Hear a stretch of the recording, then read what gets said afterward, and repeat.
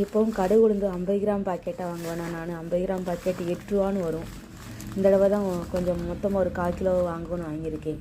எப்பவும் கடுகும் சீரகம் மிளகு இந்த மூணுமே எப்பவும் கடுகு உளுந்து 50 கிராம் பாக்கெட்டாக வாங்குவேன் நான். 50 கிராம் பாக்கெட் 8 ரூபான்னு வரும். இந்த தடவை தான் கொஞ்சம் மொத்தமாக ஒரு 1/4 கிலோ வாங்கணும்னு வாங்கியிருக்கேன்.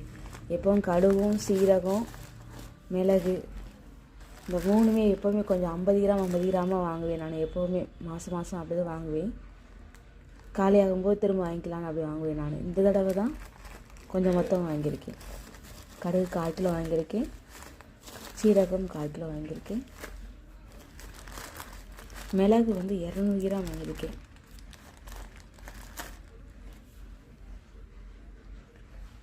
பொரிகடையில் ஒரு 1/2 கிலோ வாங்கினேன். இந்த ரவை பாக்கெட்டு